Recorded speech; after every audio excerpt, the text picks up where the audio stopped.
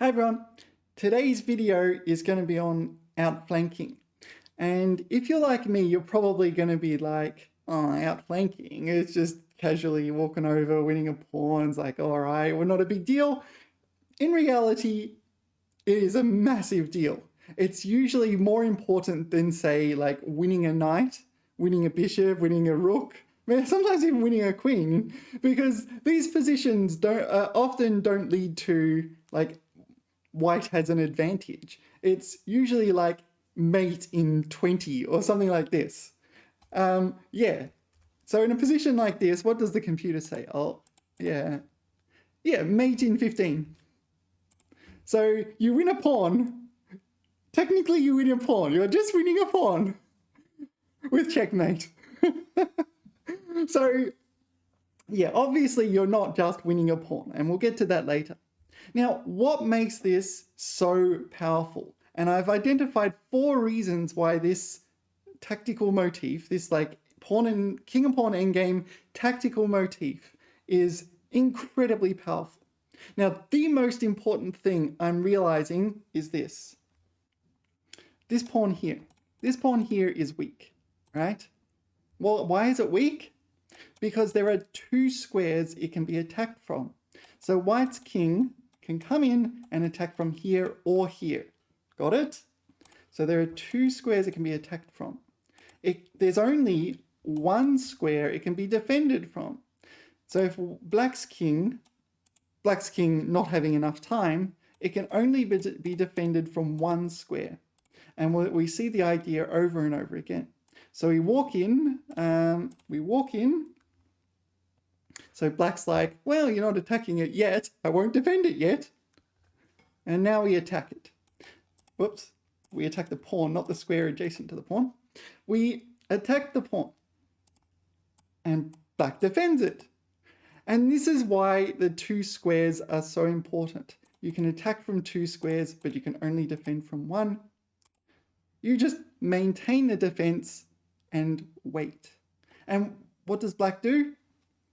Black has no legal moves other than to give up the pawn for free. King takes, and yeah, we'll, I don't know, promote the pawn. Maybe, what does Stockfish say? Mate in 11. Yeah. So it's not you win a pawn. It is massive. All right. This is position, the second position we're going to look at. So what's this? I mean, you look at this position, right, and you think, all right, we have symmetric pawns. Not much going on here. Maybe white has a little bit more, is a little bit more forward. Black's king's a little bit awkward. Can't be that big a deal, right? I'm going to put on Stockfish. What does it say? White has checkmate in 27 moves. Yeah. So the reason I think outflanking is massively powerful is that you get into positions like this where it's not obvious that it's checkmate in 27 moves.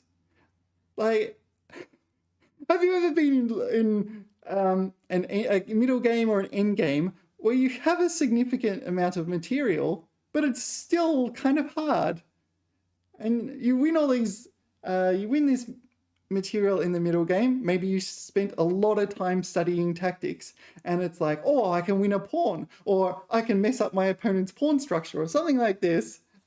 And you kind of get an advantage, and you spend the next few hours of your life, if you're playing in a tournament, converting that advantage to a win. This is checkmate in 27 moves. Now, at first glance, it's like, what? How could this be checkmate in 27 moves? The advantage doesn't seem that big a deal, but it is. And why? It's the same idea. This pawn here can be attacked here and here, and it can be defended here. And you can push it. You can push it, but you just move the problem from here to here. Actually, not in this position. We'll talk about that in a second. Now, white needs to know what to do. So what we don't want to do is push, because then black will get the king in and sort of counteract our outflanking. So we come in here. We start with the outflanking. So what does black do? Black could push. And it's like, move the problem from here to here, or technically that's not true. Normally you would take. However, we don't have enough pawns. If we take, black just gives up the pawn for free. I'll show you the line. Take, here. Go on, take it. All right. Yeah. So we don't do that. In this particular case, normally if there were other pawns on the board, that would be fine. So here we have to push b5. And maybe you're like, hold on a minute. Wait a minute. This pawn is no longer weak, right? It's defended by a pawn. The catch is, this is now a weak pawn, and we just outflank that pawn instead. So that's not a problem. All right, so let's do it. Let's not play there, otherwise black gets opposition. So here, we need to probably play this correctly. Maybe we go in first, clean the opposition. So if you go there, I go in and attack. So we'll go around and I'll win it in some way. And this is, as I say, not just the pawn. Oh, I need to wait, do I? And then, yeah, and then I win. We'll just checkmate in 12 moves. So it's not just I win a pawn. All right, so black could also, I don't know, try something else. And we need to be a bit precise here, but maybe we just come up, or should we do this? Let's calculate. Take. That we allow black to take in that case, because if the king gets here and wins that pawn, that's a theoretical win. Pawn push, take there. Yeah, I think that's fine. So let's pawn push. So if black takes or black doesn't take, it's the same. Taking at least causes some sort of headache in that we've only got this one pawn. So here, and then we outflank, and then we come in, do the usual sort of zigzag over, because black can't really do anything. All right. No, you're not getting in. I'm going to guard those two squares. And we'll just wait. Oh, well, all right. We'll give you those two squares. Now I defend the pawn, and we wait. And here, with the pawn on this square, this is a theoretical win. Here, and we just push right. If I remember my endgames correctly, black only has one legal move. And we promote next move. Yeah. All right. So this checkmate in 27 moves. Not obvious, and it's the kind of thing that a lot of players might actually exchange into thinking it's a draw. That's why outflanking is so powerful. Reason 2. Reason 3. Here. All right. So let's have a look. Just a normal outflanking procedure. We gain the opposition. We come in, zigzag across, grab a pawn. Where's black's counterplay? So could you imagine a middle game where you win a pawn? You win a pawn, I'm going to take that pawn. That's free. At the very least, you've wasted a move and your opponent has an extra move to attack you. At the very least, your opponent has a semi-open file to attack you on. So winning pawns in the middle game may not be a massive advantage. Often it could be a gambit because you have to spend time grabbing the pawn. Where's black's counterplay? Black's got nothing at all in return for that pawn. Now, I want to show one more line. Black's like, no, I want counterplay. I'm going to come around here and cause shenanigans. Where's the counterplay? Here we go. No counterplay. Yeah, so that really makes these lines very powerful, is that not only are you winning, it is an easy, uncomplicated win. You're often just walking in, grabbing a pawn for free, not giving your opponent anything. And the fourth reason is it's not just a pawn. It is not just a pawn. So we do the usual thing. We come in, we win a pawn, but we're not just winning a pawn, are we? We're winning a pawn, we're continuing our attack, and we're threatening to promote. And usually either of those ideas are winning on their own. If black holds back promotion, maybe they can hold back promotion in one way or another. Let's say here. Then, oh, have I messed up? Oh, I'll take the pawn. And then I just go win in another way. This sort of thing. No, this is a draw, isn't it? Yeah, okay, so we don't want to mess up. We go here and promote the pawn. Yeah, you get the idea, right? We win this pawn, usually protected pass pawn. We can go, maybe it's just safer to do this and promote these both at the same time. But it usually comes with two threats. One, promoting, two, continuing the attack. And often this promoting can be prevented by black's king, but then you can use this as a decoy to go and attack elsewhere on the board. So 4 reasons why this is such a powerful idea. 1, 2 squares attack, 1 square defends. So that's the key idea in almost all the positions we will look at. It's just that you got this pawn and white can attack it, or one side can attack it from 2 squares. You can only defend it from 1. The second one, not obvious. Like, it's not obvious at first glance that white is absolutely crushing. What does the computer say? Mate in 23. Yeah. It's not obvious. Like, you look at this and you go, oh, all right. I've got no pass pawns or anything like this. What's the big deal? Yeah, mate in 23. So it's that powerful. It's just not obvious that it's that powerful. The positions are uncomplicated. You often just win a pawn and just win. Win a pawn without your opponent coming in and causing shenanigans, right? And yeah, it's usually not just a pawn. It's a pawn and extra material and a promotion all at the same time. So it's not just winning a pawn. It's probably worth more than a pawn. Well, in most of these lines, it's checkmate. So it's worth more than a queen then, isn't it? All right, in the rest of the video, we'll look at a lot of examples of games where this is a key theme.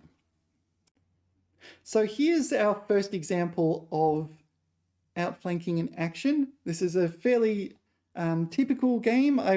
It's got some key ideas. Just note that white is a strong player. So yeah, the knight's attacked, moves away. Sure, pawn push. That's not a problem so far. Knight here. All right. So the knight can't really find a good outpost. So I think the bishop is better than the knight. So I wouldn't do that. I wouldn't take it. So you can kind of see black has already helped white move forward and invade, which black should not have done, I think. It's a minor issue, but yeah, we'll see. G5. G5 is a mistake. The computer does not say it's a mistake, but it's a mistake. The reason is here, that pawn there. It can be attacked. I'll use the colors. It can be attacked twice from 2 squares, not attacked twice, but attacked from 2 adjacent squares and defended from here. So that pawn, we're going to win. We're going to win that pawn. We're going to force it off the board. Yeah, and black can't actually stop it, or it's too late. It's too late for black to not lose that pawn. And you're going to raise your hand and say, hold on, why are there no question marks around this move? Yeah, black has a rather ingenious drawing method, and the computer sees it. Humans probably won't, unless they're really strong. We'll look at that ingenious drawing method later on. So this is how it normally works. So white's coming in and outflanking. Black, having no idea there's an ingenious drawing method here, plays h5. And now it's game over, really. It's game over if white knows what they're doing. If white doesn't know what they're doing, then it'll be a draw. Does white, in this game, the strong player, know what they're doing? Yes, they do. Why did we do this? So we'll go back here. White's plan is simply to put the king on one of those squares. That's it. Like, we don't have to do any of the shenanigans of outflanking or anything. We just want the king on one of those squares. Why? Because once the king's on here, and black's king is on this square, white's king's on that square, we're just going to win that pawn. For free, no compensation. Now, if white did that right now, black would mess up the pawn structure and just change the game completely, and that would not be on the table. So here, pawn push, this is actually a draw. So if you take here, black takes there. Very common way of wriggling out of this. So h4. Now I want you to memorize this pawn structure. I call it a U-shaped pawn structure. Maybe it's a V. Anyway, you get the idea. I want you to memorize this U-shaped pawn structure because this comes up a lot in these tactics. What's the big deal? It's very robust, right? It doesn't matter what black does. White is going to get their king on these squares. That's it. So what did they do in the game? Take, king across. You don't get to outflank. Yes, I do. All right. We'll give you one square. You can have that square. Okay, thanks. But no more. No, that's all right. I'll just wait. If I get my king to one of these squares, you're in a lot of trouble. Oh no. All right, I can defend a pawn, right? And that's it. And they win the game. They're going to win the game very quickly. I'll flick through it. Yeah. Yeah, there you go. Black resigned here. Black has this legal move and checkmate. All right. Now, where were we? Here. This is the pawn structure. If you've seen this a bunch of times, you know to do this reflexively. Because you see this triple, black wants to play this. No, you don't get it. And it doesn't change anything if you do this. We just come in, win the pawn. If we hit one of those squares, it's the same idea. We just win the pawn. Same idea. All right. So that's the first game. Later in the video, we'll talk about the miracle defense, which is why the computer does not consider that a blunder. Yeah.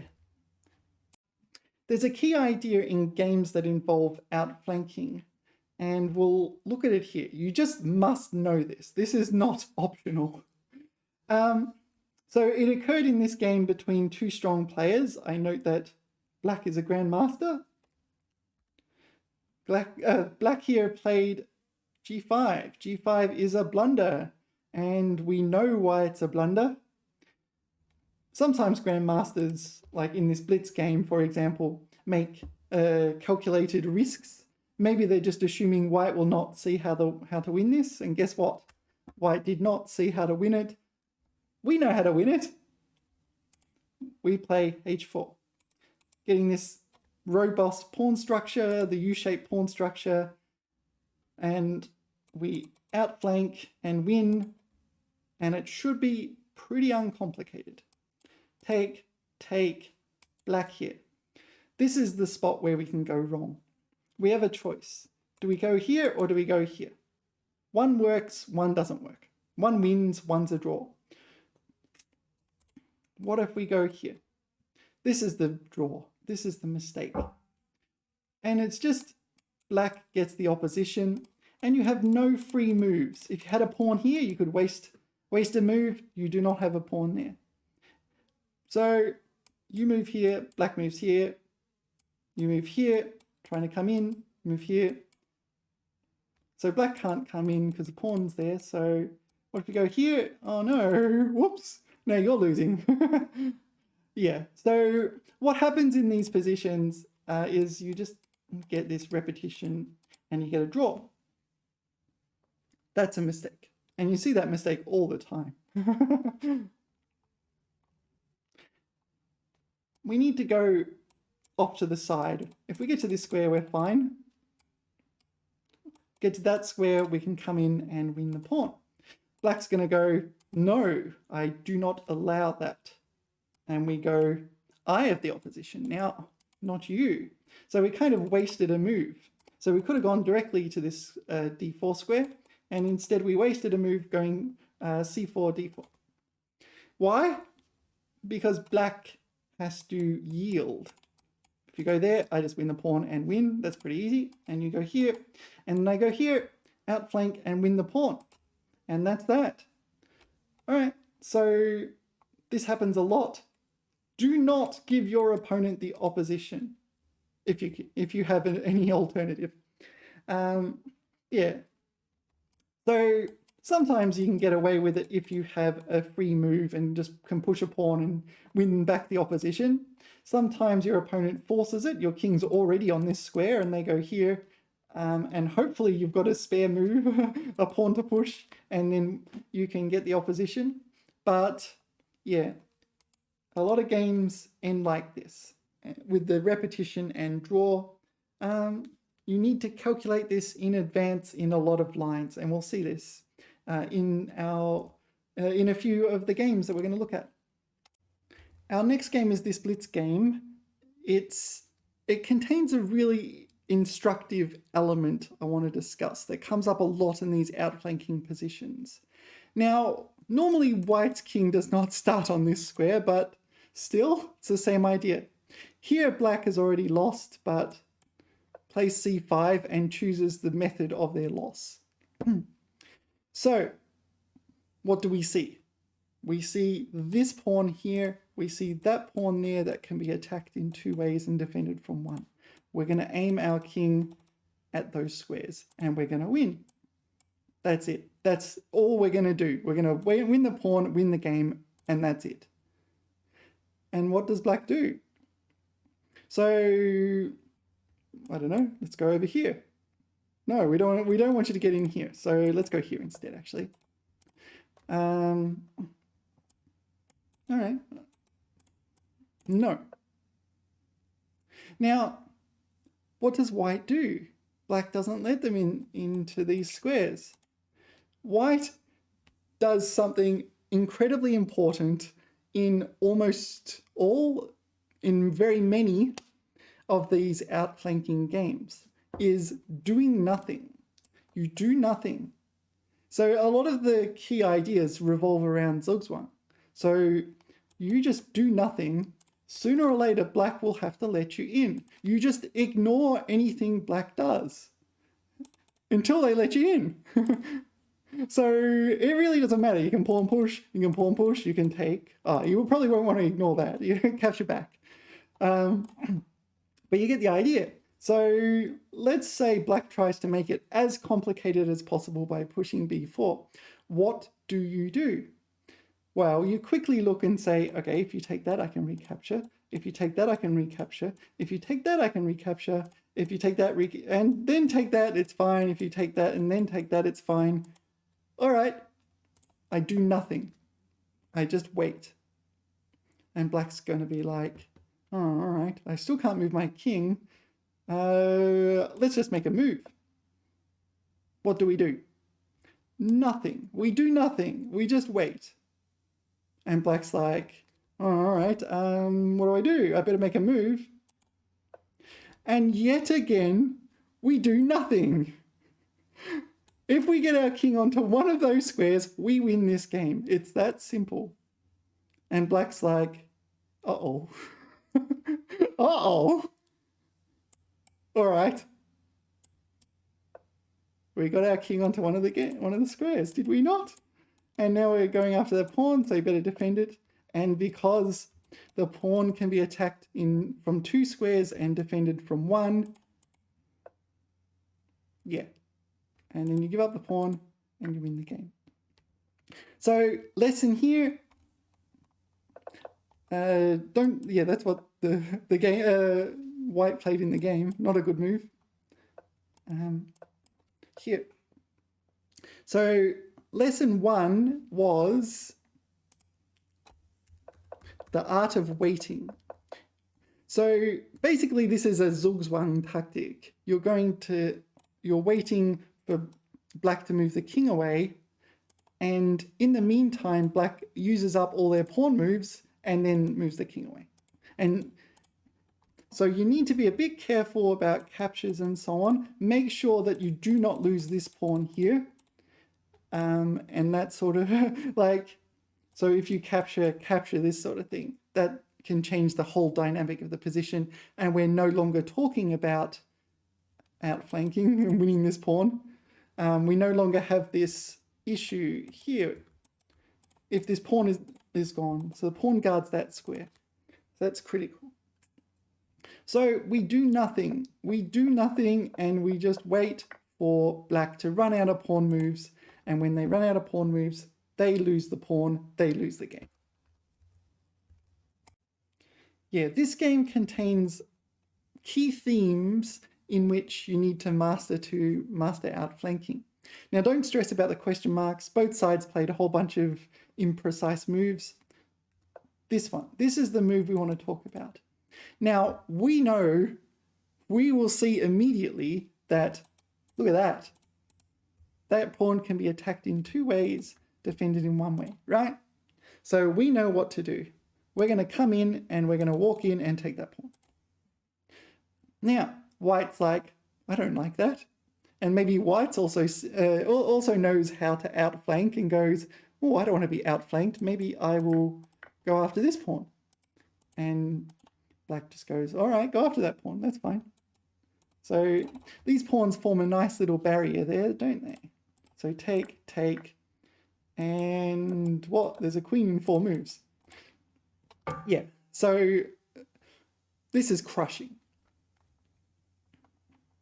So white knows that they're getting outflanked. White knows that exchanging, going after this pawn is bad. What does white do? White goes back. Let's try this. What's up with this? This is a critical position. This is where black could easily make a mistake. Now we might think, here, that was the whole idea. We attack the pawn and we can move here and white can't maintain the defense of the pawn. What's the problem? What's the problem is G4. G4 is the problem. G4 is the problem. Why? It just totally messes up black's pawn structure. Now, white is threatening that, and we don't want that to happen. So we'll probably have to take this, and then white takes this one. And now we have a draw. Just because those pawns are terrible, and that's not enough to win. Now we go back to, where were we? We don't take that pawn. That's what happened in the game, and I think both are okay. Anyway, we don't take the pawn. That's what happened in the game. We play this, and we're going to outflank and win this. We looked at that line. We want to look at this line. So, what do? We don't do this. We know white wants to play this, so we do not let them. G4, exclamation mark. So if white does nothing, or white doesn't do anything exciting, we continue our plan on winning this, and we wait, and then we just win it. And we win the game. So white will have to do something exciting. So let's, I don't know, take a pawn. And what about in this line? Can we go after there or come in here? So this is where we need to calculate precisely. Here. Now we know what happens here, we win. So that's nothing. That's a big nothing burger. Here. What about here? I'm attacking and defending at the same time. That looks pretty good, doesn't it? What does black do? And this is where black has the move the little sneaky g3. And now white has no legal moves. They have to move their king. And it does not matter which square they move to, black will take this pawn and probably promote in like 4 moves. They might as well take the pawn and yeah, promote. You can't stop it. Don't. All right. So the lesson I want to talk about here is don't make this mistake. This is white's key counterplay or counterattack. It doesn't win, but it is a draw. Take, take, and that draws. So the next key idea is in this position, or it can arise from this position. What happens when we do not have very many pawns left on the board? So we still try our outflanking, and black tries some shenanigans. So what happens if we take?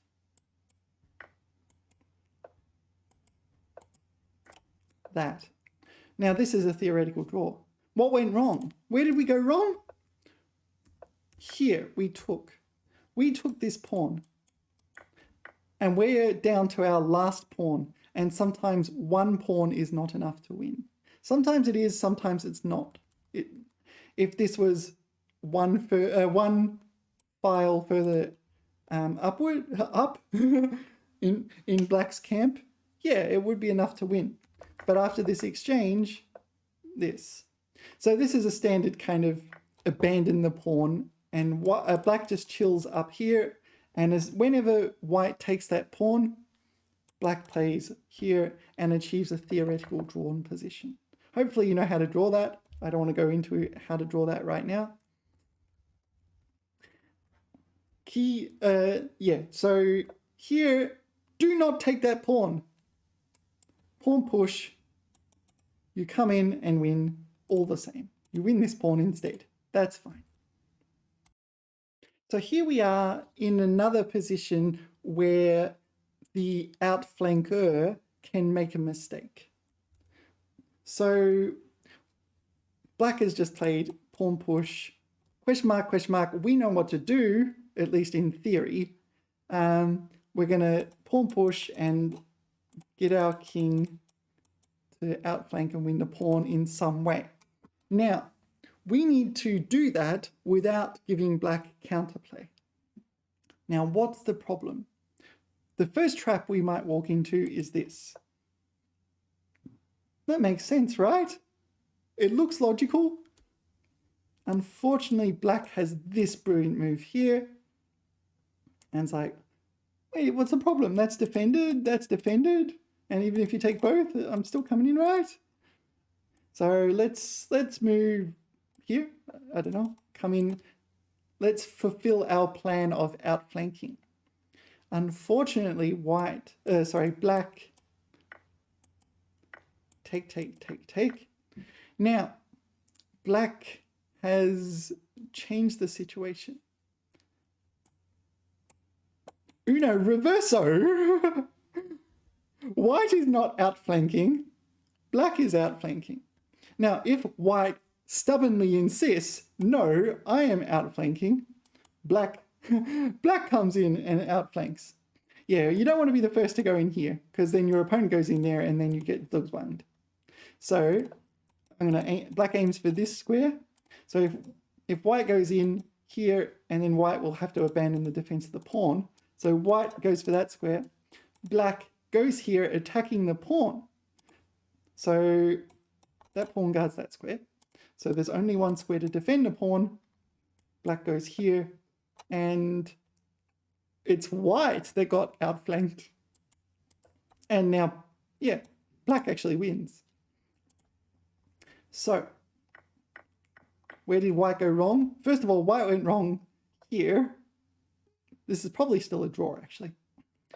Definitely here. Because they did not calculate that black wins this pawn and wins the game. Now, in this position, white should go, oops, I made a mistake. and try to achieve the theoretical draw. And you're like, what? Did you just give the pawn away for free? Yeah. So black has successfully outflanked white. And we use the theoretical draw to draw the game. Black does not have enough pawns to win. All right, so that's a mistake because of pawn here. The computer is giving away the move. King here. Oh, that's the move that was played in the game, and it's the correct move. All right, so we're outflanking. So in the game, f5 was played, but all right, outflanking is even easier now. So that's not a problem. We're not afraid of that. How did they get a draw? Let's not worry about that. Now, are we afraid of this? We need to calculate precisely, but no. Why are we not afraid of this? Because black cannot get in their counterplay. So take, pawn push. So we're threatening to outflank. If black goes this way, we just outflank. What if black goes in here? We go, nah. Nah. No, you don't. And these pawns form a barrier. And then we just outflank and win. So h5, not a good move anymore. That doesn't work. And this one, we know what to do. No problems. We just go in and win the pawn, win the game. So what if black tries to get opposition, which means we need to time it correctly. Sorry, I need a coffee. Here we need to time it correctly. Do we go here?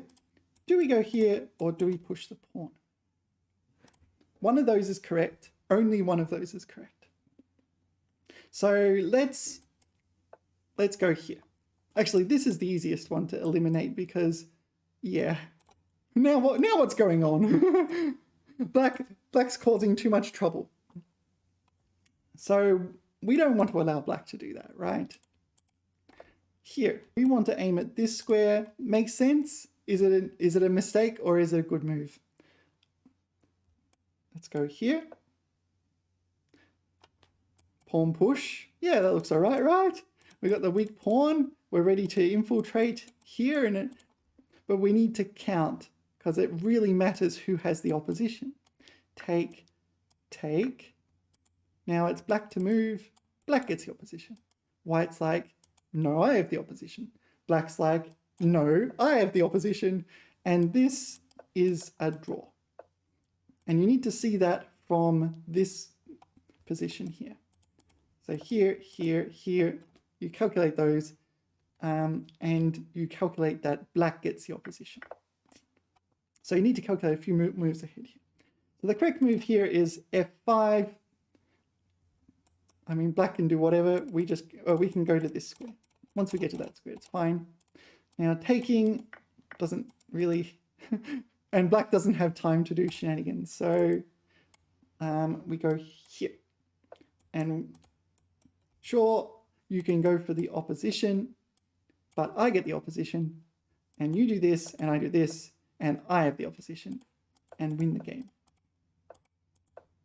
Yeah, you know how it is. Now, so the key element I wanted to point out was this one and this one, where black got counterplay, and black ended up outflanking white, not the other way around. So sometimes we don't want to rush with this. Sometimes getting the king into the outflanking position is the urgent matter. Now I want to return to this game where white's about to come in and win that pawn. However, black has an absolutely amazing defensive idea. I call it the miracle. There's a miracle in this position, and if black finds it, they can hang on to the draw. I think I did say white can forcibly win that pawn, and that has not changed. White will forcibly win that pawn. And then probably from this position, they have a passed pawn ready to promote, and they're still attacking other pawns and so on. Why is that not a total disaster? You need to find the miracle. So in the game, Black played this, White knew to create the U-shaped pawn structure, and yeah, now outflanking is inevitable. Black to move and draw. Pause the video, see if you can find it. It's not easy to find. G4. All right, so G4, White does not take. Why does White not take? Because there's no pawn here anymore, and sure, White's got a protected pass pawn, but you know, it's going to get undermined and everything's going to go awry very soon. So we do not take, or White does not take. We play pawn push. What does Black do? What's changed? All right, so can we stop White getting in? No. So what? This is where the miracle happens. We go here. That's the only move that draws.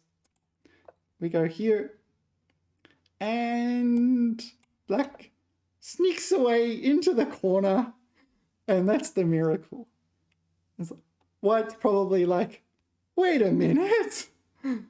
All right, so if you take, it's stalemate. So you can't take the pawn. If you go here, also stalemate. If you go here, and Black just shuffles indefinitely, you can pre-move it, in fact, it's a draw. So that's the miracle. So the idea is we play G4, and if Black takes, we no longer have the weak pawn, and outflanking is not the big deal it was a moment ago. And if White pushes, then we go here and stalemate. Yeah, also it doesn't matter if White gives up the pawn, it's the same idea. And we just go here and here. Got it? Nice. What an interesting idea. Look at that. Sometimes we have the outflanking ideas and we need to watch out for the miracle, which we just saw. Now, here, Black would love to go in and win that pawn. What happens if we do that? Actually, that's what Black played. What's the problem? The miracle is the problem. So we can't take, because then we no longer have the pawn. Pawn push, and White goes for the miracle and draws. So we don't do that. What do? We need to prevent it in some way. We take a move here, get the U-shaped pawn structure, upside down U in this case, and pawn push. Wait, so White can still go in there, right? No. We take a move to prevent the miracle. We take two moves to prevent the miracle. And then we just do the normal, win the pawn, win the game. Yeah, I saw this as one of the Lichess puzzles. A lot of these come from Lichess puzzles. So what's going on? Black to move. White's just played King E3. Black wants to come in and attack that pawn and win. Unfortunately, there's this key defender here, so Black cannot play King C4. What do? It's probably straightforward now. We get rid of that defender. The absolute critical defender, goodbye. All right, so what are White's options? I will just take it if you do this, and I'm going to distract your king away from the defense, the pawn, win it that way. I'm happy with that, not a problem. If you pawn push, I just win the pawn and win. No problem. And if you take, I come in. Maybe you'll give a little. All right, so I'm going to win this. What do? Push pawn. It doesn't matter.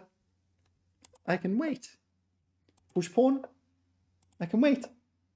Or maybe I'll give you the pawn back. I can take it. Push pawn, I can wait.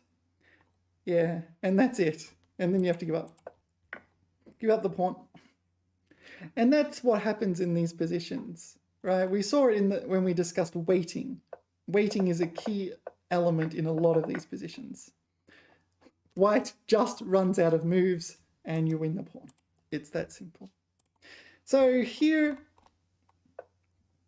just note, this arrow is what the player in this game actually played. So they didn't find it.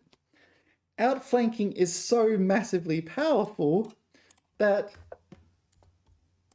you can play this. You can just give up a pawn and win. And that happens in quite a few of the Lichess puzzles I've noticed. So remember, you can force it through by sacrifices or sacrificing a pawn. Yeah, most games over the board are like this, where it's not just you outflank and win and nothing. It's outflanking plays a role. Your opponent may choose to stop your outflanking, but you win another way, or they stop you winning that way and you win by outflanking, or some combination of them, of that. So black plays b5. It's not obvious that this is a mistake, but white wins with the move c takes. Now this gives black a kind of predicament. They can choose how they lose, choose how to lose. You can choose to lose this way, and that's a powerful pawn, or black could choose to take this way. And here we deal with outflanking. Now it's white's choice. Do we take or do we push? We can't let black take that. We have to choose one or the other. So in the game, this is what happened. White took, and we'll see what happened. Draw. Why is it a draw? After taking, it's black that has the opposition, not white. So draw. So we don't take. That's the correct move. Now here we need to be precise. White can go in this way and cause shenanigans. White can go in this way and cause shenanigans. But white has the opposition. So white gets the first move in the shenanigans. So this looks pretty brutal, right? So I think black would certainly want to stop that. We can count. So if black goes here, how many moves does it take white to promote if we have this pawn race? 1, 2, 3, 4, 5, 6, 7, 8, 9. Okay, what about black? 1, 2, 3, 4, 5, 6, 7, 8. Not good enough. So white would lose that pawn race, or at least not win. Both players, it will be white to promote first and then black, because white gets the first move. If I haven't miscounted. But moral of the story is don't do that because it's not going to win. All right, so we go king here and we outflank. So if black goes here, now we have this race. So let's put it on the board. 1, 2, 3, 4, 5, 6, 7 moves to promotion. 1, 2, 3, 4. Whoops. 1, 2, 3, 4, 5, 6, 7, 8, 9 moves to promotion. Yeah, it's totally different. You might be able to save a move. 1, 2, 3, 4, 5, 6, 7, 8 moves to promotion. And white's going to win. So black shouldn't do that. Maybe we'll just take a quick look. Here, and let's just, oh, maybe we can take the pawn. We get a free pawn as well. Why not? So in this position, you don't want to take the pawn because if you push, it's faster. Basically that. You can take the pawn here. Why not? Yeah, white promotes, and promotes with check. Yeah, white's winning. So black definitely does not want to do that. So that moves out. Let's go this way. And we outflank. Now we're coming in. We're not winning this pawn. We're going to win this pawn. Now, black has to be careful here. If black does this, white gets opposition. And, well, we know what happens if white gets in here and promotes. Disaster. So black will have to prevent that. And guess what? No, actually, we don't do that yet. And guess what? We outflank again. All right.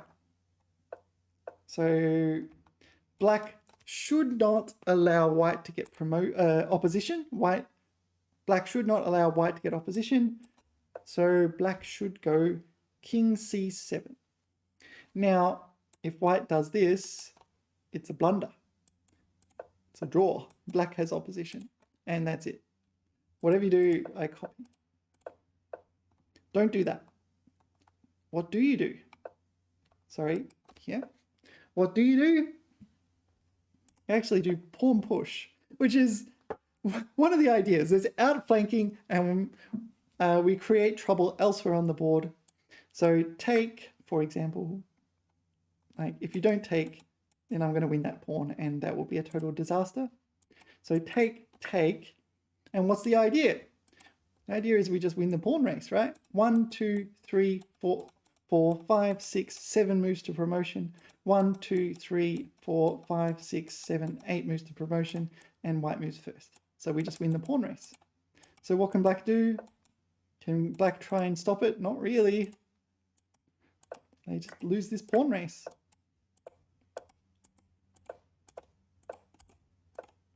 Yep. Do you know how to win this? Hopefully you know how to win this. Probably the easiest way is here and just put your queen on that square on the next move. And that's a win. All right. So just to recap, in a lot of games, it's like this, where outflanking is just one theme among many.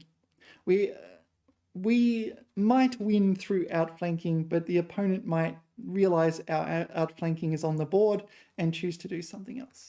So take, pawn push, and we outflank and outflank again if black plays there. But if black plays here, we have to do something else. We have to win in another way. And at the end of the day, all we did was make our pawn race slightly faster, and that slightly faster was enough to win. If we did it, where was it? Sorry, here. If we jumped in immediately, it doesn't work because black's king is too far forward. So we outflank king back and then outflank the king back to that square. And now our pawn race is one move faster, and that one move, well, ours is one move faster, black's is one move slower, and that's enough to win. Right? A lot of outflanking ideas are like this. They're combined with multiple other ideas. All right, wrapping up this video, that is outflanking. I hope you've got a better appreciation for outflanking and especially how amazingly powerful it is. People present it like it's this some sort of endgame way of winning a pawn. And yes, it is, but almost always you win a pawn and then win the game in it'll be like checkmate in 20 moves. It's not like you win a pawn in the middle game or an opening and you have to fight on for another 40 moves. It's like checkmate's on the board. Force mate is on the board. Now, wrapping up, remember to like and subscribe and do the usual YouTube things. Here's your homework. King has moved to f6. How does white win? I hope by now you look at this position, know exactly what to do, and find it easy. This should be an absolutely easy win. This one, black would like to outflank, but cannot. There is a problem. How do you fix that problem? And here, what I found in a lot of positions is that your opponent likes to check.